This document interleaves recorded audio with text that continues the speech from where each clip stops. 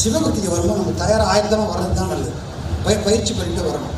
வீட்டில் கொஞ்ச நாள் அவங்களோட புராணம்லாம் படித்து குறைஞ்சபட்சம் அவங்களுக்கு ஒரு 5 நமஸ்காரமாக பண்ணிட்டு வந்தால் நல்லது. அப்போ தான் நமக்கு ஒட்டும், அந்த ஞானப்பொருள் ஒட்டும்.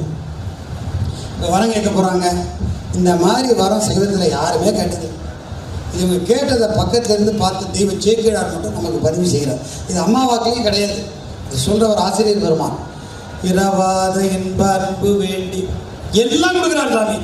பின் வேண்டுகின்றார் பிறவாமை வேண்டும், இனி பிறப்புண்டு உன்னை என்பும் மறவாமை வேண்டும். கவனிங்களேன், இரவாமை வேண்டும், பிறவாமை வேண்டும், பிறப்பிருந்தால் மறவாமை வேண்டும். கவனிங்க, எவ்வளோ அழகாக இல்லாமல் பாடல் இல்லை, பாடல் இல்லாமல் ஆடணும்.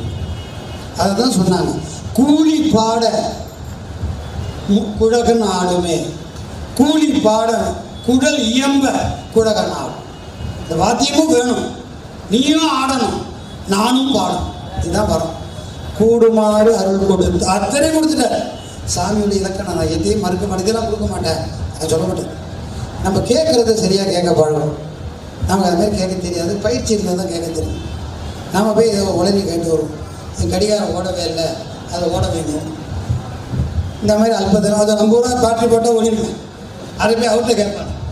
அது என்ன கேட்கலாம், என் மனசு ஒன்றை நோக்கி ஓட மாட்டேங்குது, அதை ஓட வேணும்னா அர்த்தமுள்ள ஓடாது. ஆனால் நமக்கு எல்லாம் தெரியவே தெரியாது.